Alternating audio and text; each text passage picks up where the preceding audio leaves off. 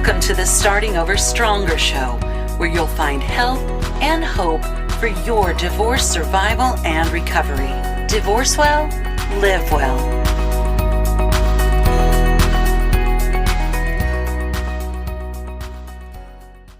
Hello, and welcome back to the Starting Over Stronger Divorce Survival and Recovery podcast. Today's episode is going to just be me again, sharing another heart-to-heart with you. If I've learned one thing in this life, it is the power of personal responsibility. Choosing and accepting full responsibility for your own attitudes and actions, and being deliberate about advocating for yourself. It's a game changer.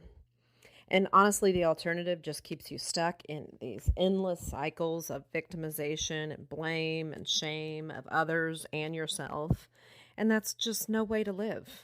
So I wanted to come to you today and just share with you 8 steps that you can take to realize your own power, especially as you divorce. But these 8 steps work for many of the obstacles that you will face in your life. And they're all about taking the high road to work more effectively with your soon-to-be ex and others. And the result is your peace of mind, and most likely also a more favorable outcome in your divorce. There's an old saying that if you expect the best, you very often get it. Now, we certainly can't predict the future, but maybe we can play a part in creating some of it. Today, I want to just lay out these 8 steps that you can take in the direction of taking the high road. The concepts come from a combination of materials from my certified divorce coach training, a book called Taking the High Road by Karen Covey, and from my own personal and professional experiences. So maybe your married life has already given you an education in how to take the high road. Or perhaps you've begun to realize that you're not proud of some of the ways your divorce and your soon-to-be ex have caused you to feel or to act. Do you feel like you might not be fully living in alignment with your values? Are you desperate to find a way to offload some of the stress from your divorce? I know you want to be able to look back on this time of your life and not have huge regrets about the decisions you've made or how you handled things. And the truth is that you have the ability to create some of the outcomes that you're desiring for your divorce simply by expecting the best of yourself and of others. So what is taking the high road? Well, really, it just means that you're committed to creating the best intentions for yourself and for those that are impacted by you. Your family, your friends, coworkers, yes, even your soon-to-be ex, your lawyer, and the other professionals that will assist you as you go through your divorce. Taking the high road just means retaining your dignity, your self-worth, and it means loving yourself well through the many moments that are going to be so overwhelming and hopeless that they routinely drive even the most patient of people to become someone they don't recognize in the mirror. It really means bossing yourself around, insisting to yourself that you are going to do what is healthy when you feel like doing the exact opposite. And it means surrounding yourself with positive and influential friends and professionals who are going to challenge you when you're not at your best. So, as we get started, I want to ask if you just take a second, grab a piece of paper if you can, and write high road down the left side of the paper. These 8 steps that I'm going to share will become an acronym to help you recall these important ways that you can protect yourself and contribute positively to your divorce.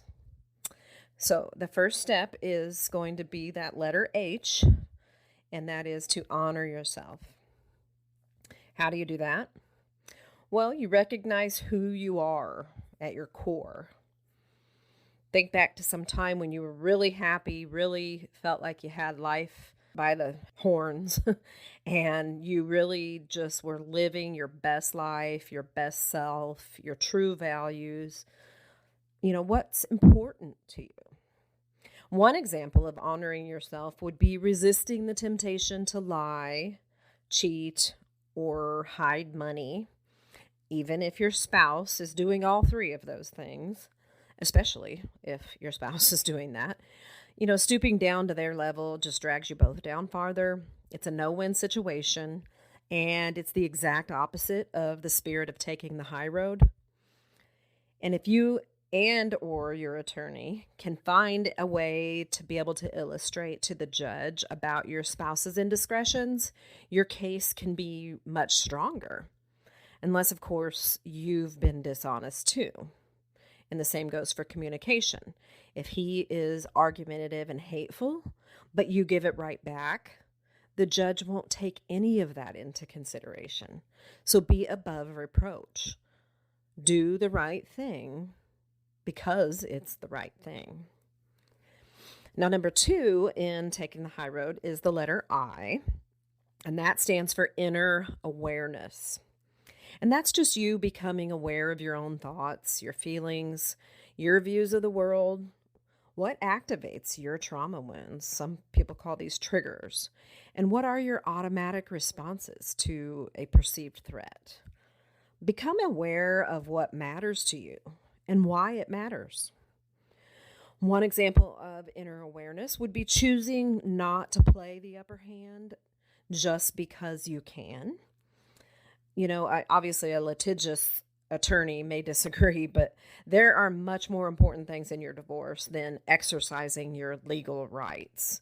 You may find along the way that you suddenly tap into some information that would allow you to destroy your spouse legally, financially, or emotionally, and frankly, he may even deserve it. But you have to think long term, big picture. Who else is going to be affected? How are you really going to feel when the anger subsides? And I promise it will. When you are 5 years down the road and you are consumed with guilt, you will regret having exercised your legal rights in a matter that might have been better left alone. Doing the wrong thing for the right reasons always leads to disappointment and hurt. Now, number 3 is G, which is generous listening. And here you just want to stay present in the moment, listen deeply, be curious as you listen to yourself and to others. And even for people who you don't care for, like your soon-to-be ex at the moment, don't just listen to the words that are being spoken. Be generous in listening for the meaning that's behind those words, the feelings and the fears and the motives behind that. So, for example, when your spouse says or does something hurtful to you, take a deep breath, walk away, don't reply, refrain from engaging, don't take the bait. Self-control is hard in these moments, but my gosh, I'll tell you, it yields rewards that will be felt for much longer than the momentary pleasure of trying to win yet another fight with him. I mean, think about it. Didn't you file for divorce so that you didn't have to fight with him anymore? And even if he filed, wasn't there a moment after that when you realized that maybe now the fighting was finally going to be over? So don't do it. You can rise above it. You may feel like taking the high road in this way makes you a pushover or like you're letting him win. But the truth is, you're the winner every time you walk away from a would-be fight and take it to your attorney, or if you have a divorce coach, take it there. These are the moments that are going to allow you to build up your strength and your reserves of resiliency to be the strongest and most courageous version of yourself. It pays dividends you have yet to fully comprehend. So just trust me, trust the process. Number 4 is that second letter H, hot button management. You want to be aware of what activates you emotionally, what triggers you, what makes you feel threatened. When your buttons are pushed, Is the problem the button pusher or the fact that you have a button? Think about that for a minute. When you begin to gain recognition of what activates you, throws you into fight or flight mode, or what some call the reptilian brain, what hijacks your amygdala, you can learn how to unhook yourself and to focus forward. And from there, you can move toward what you want. Disable that hot button, and that button pusher loses all the power they once held over you. Because frankly, as it turns out, just like the good witch Glinda told Dorothy in The Wizard of Oz, you had the power all along, my dear. You just had to learn it for yourself. So one example of a hot button would be when your ex says or does something that makes you want to tell your kids, or maybe it's a heat of a moment thing, especially if they're older. You want them to know just how much of a jerk their father is, right? And this is a big one, ladies. Yes, you will want to tell your kids the truth. But the first truth is that there are things that your kids at any age do not need to know. Like the fact that their father had an affair, for example. That's between you and him. If they ask you point blank, isn't it still honest to say that's an issue between your dad and I and not something that you need to worry about? I love you. And then change the subject. Not telling them things like this is not dishonesty. It's protecting them. And that's what parents do. Now, there are some ways you'll need to be honest with your older kids for their protection. If, for example, they are struggling with toxic, dysfunctional issues within their father-child relationships. But this is an exception to this rule, and it is really important that it is handled delicately under the guidance of a qualified mental health professional, and that does not fall under the category of hot button management because it's not done in anger or haste. It's a well thought out approach to guiding our children to better understand important interpersonal relationship dynamics so that they do not repeat painful generational patterns. Now, number 5, the 5th step in taking the high road is the R of respecting relationships. We do not successfully navigate divorce by being in control the whole time. Now, it's hard not to want that, but the reality is that there's a ton of give and take. You may be one of the fortunate ones and find that one or both of you has come to a place where you're able to truly conduct yourselves so well that this turns out to be the most agreeable that your conflict management has ever been.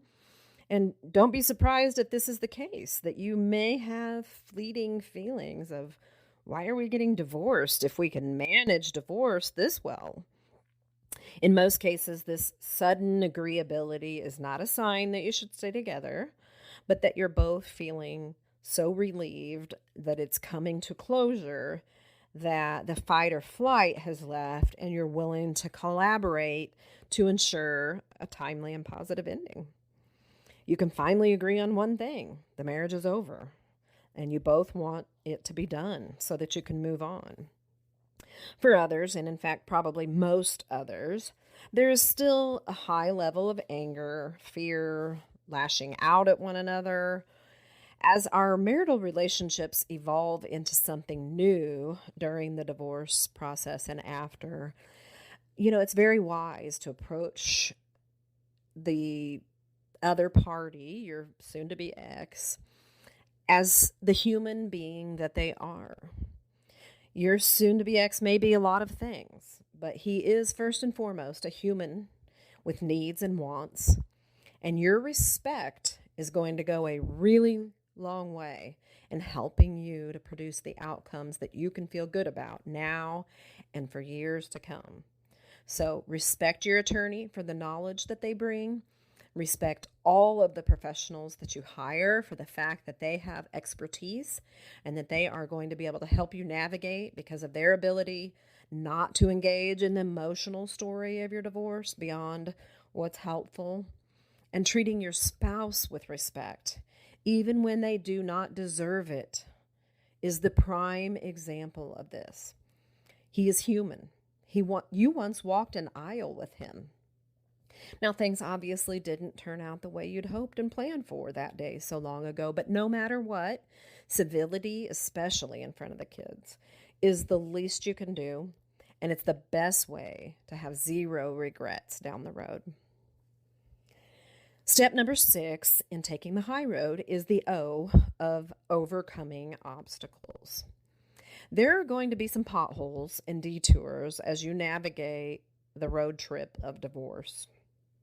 Taking good care of yourself physically, eating well, being active, mentally, going to therapy if you need to resolve something from your past, finding a coach if you want to focus forward, and then socially and spiritually, getting out and enjoying life, praying, meditating, tuning into your positive self.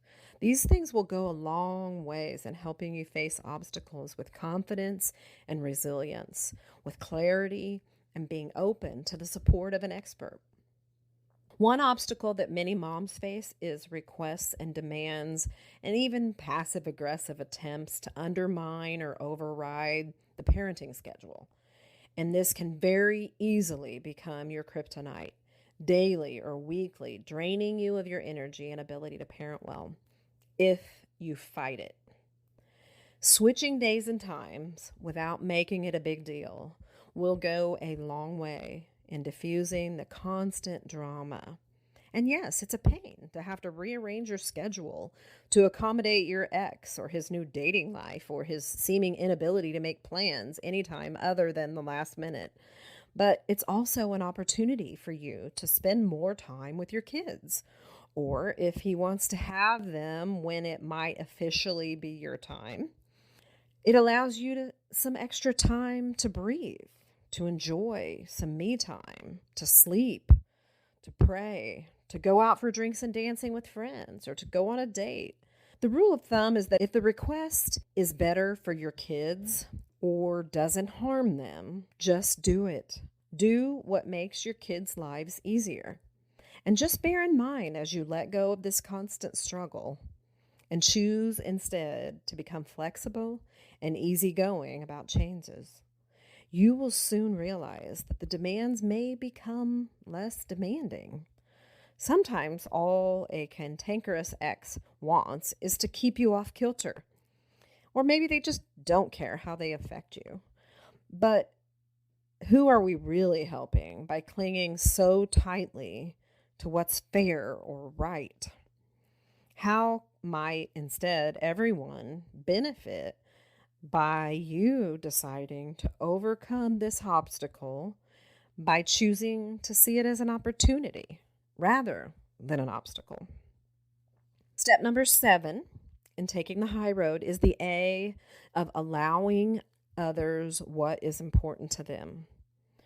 Here you want to decide what is important to you in the divorce and what will be important to you and your family as you move into the next chapter of your lives. What will be in the best interest of your children as you co-parent. And listen for what is important to the other person so that you can begin to open your mind to some give and take. Maybe what's important to your ex is being kept in the loop and not feeling like he has to ask all the right questions in order to be a fully informed parent in his children's lives. No matter how much you may despise your ex, no matter what they've done wrong to you, they're still your child's other parent. They are a part of both of you, and you both deserve to be an equal part of their lives. So freely sharing information about the kids with your ex without him having to ask you about everything all the time is a paradigm shift. You will feel it. Your kids will feel it. It is a simple but powerful way to start to co-parent well for your kids' sake. And the eighth and final step in taking the high road is the D of developing new boundaries. The importance of boundaries really cannot be understated. You know you need boundaries if the lines between you and your ex or anyone else are blurred, or if you find yourself in a cycle of drama that elevates your stress chronically. Some women I coach have no idea at all that life can be relatively calm, smoothly moving through your days, even when you're busy, without chaos and conflict. But if you've never known that kind of life, or even if that is possible, this is going to be the very most important step for you to stay on the high road during and after your divorce. Boundaries have to be established before the heat of a moment. You are in a phase of your life now where you are redefining your relationships anyway. So now is the ideal time to define the new boundaries, which should accompany those changes.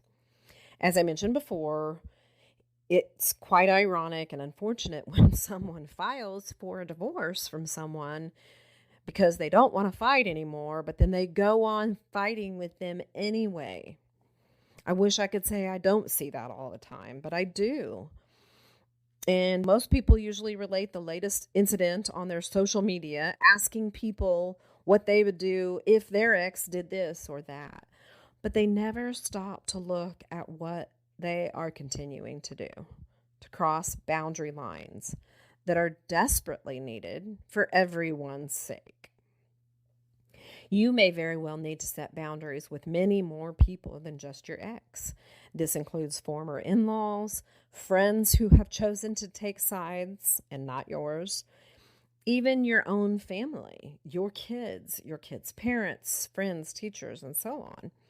But it goes without saying that the most important boundaries during a divorce are going to be the ones that you set with your soon-to-be ex.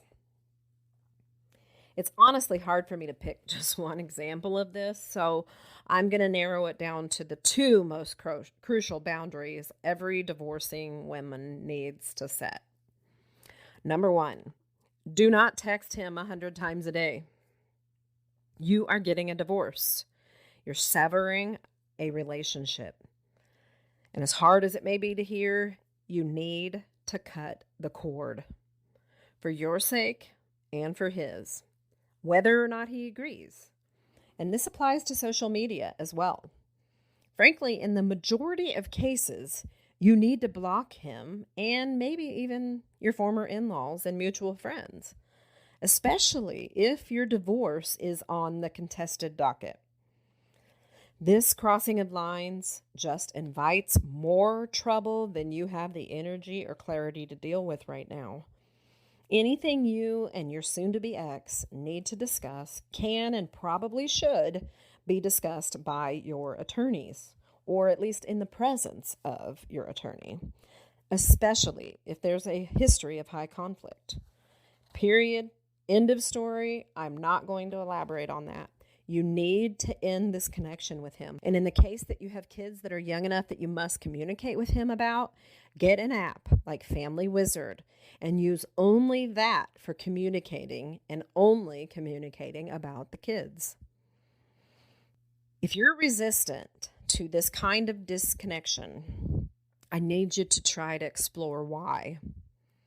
There is a thing called love addiction, and the truth is that it's not love at all. The chemical releases in your brain from years of constant conflict are like a drug. And like any drug, this is not healthy. Real love does not need to continue to participate in toxic communication. Now, the second recommendation that I'm going to make on a crucial boundary is ending any conversation the moment it becomes emotional. If you have taken the recommendation to block him on phone and social media, you won't need this, by the way. If your communication patterns with your ex don't rise to the level of needing to block him entirely everywhere, you still need to set what I call the BIF boundary. Now, I didn't make that up. Former divorce attorney and author Bill Eddy writes extensively about high conflict divorce, and his number one recommendation is a communication method he calls BIF, B-I-F-F, which stands for brief, informative, friendly, and firm. When you communicate with your former spouse, you need to be brief. Don't over-explain.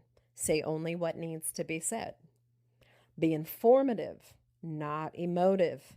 Communicate only to share about factual and practical matters, not emotional ones. Be friendly. This is the hardest one for many people because it's not just not being rude, it's being kind, using positive language like thank you and I appreciate. No matter how hard it is to come up with something that you're thankful for or appreciative of, find it and state it. It makes a difference. Remember, it may be more than your ex who reads these messages at some point. And even if it is only him, you want to remain blameless and contribute to a positive, forward-focused atmosphere during your divorce. And then lastly, be firm. Now, firm is not callous. It is just certain.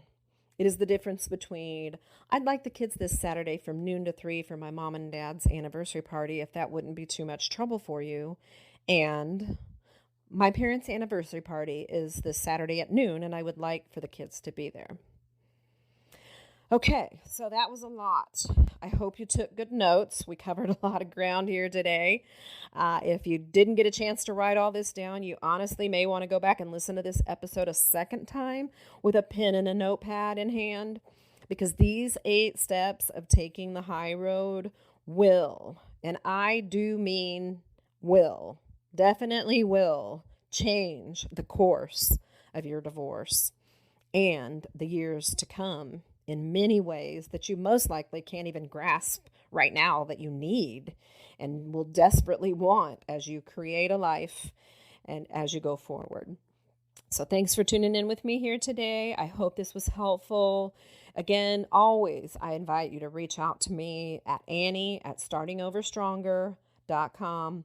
If you have any questions, if you want to suggest a topic for the show, if you want to share your personal divorce story on the show, just reach out. Let me know. I'd love to hear from you. And again, I just thank you for being here, for tuning in to hear more about how you can get help during your divorce and hope as you are starting over stronger.